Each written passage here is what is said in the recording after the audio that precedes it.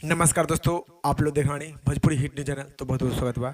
तो आप लोग बता दें कि आज सुबह सुबह खेसारी यादव जी की गाड़ी किया गया था दिल तक कथी लगा ले, जो कि खेसारी म्यूजिक वर्ल्ड पर जो कि कुछ देर के जो कि ट्रेंडिंग पेज में भी शामिल हो गया गाना, जो कि 43वें स्थान पर है, जो कि स्क्रीन शॉट फोटो आप लोग डिस्प्ले पर देख सकते बानी।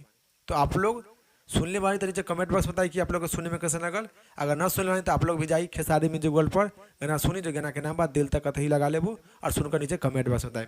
तो आप लोग बता दें कि खेसारी लाल यादव जी की और हमारे पाली दुबे के गाना रहे, जो कि 80 फिल्म के परिचय किया गया था। जो गाना के नाम है मर्द मिले लेवा बच्चा, जो कि 200 मिलियन क्रॉस कर ले लेवा व्यू, जी 200 मिलियन व्यू प्राप्त कर लेला, जो कि आप लोग स्क्रीनशॉट फोटो भी देख सकते बानी। आप लोग गाना भी जाकर 80 फिल्म के यूट्यूब पर जाकर देख सकते बानी। तो आप लोग देखे बानी नीचे कमेंट बॉक्स बताइए कि मर्द मिले लेवा बच्चा के वीडियो आप लोग के देखे में कैसा लगल, जो कि खेसारी लाल यादव जी और पाली दुबे के एक साथ वाला जोड़ी। जी हाँ भाई लोग, और इस रिपोर्ट के बारे में क्या का विचार बा नीचे कमेंट बॉक्स में जरूर बताएं। फिलहाल में फिर से मिलेंगे अगले वीडियो में। जय हिंद, जय भोजपुरी।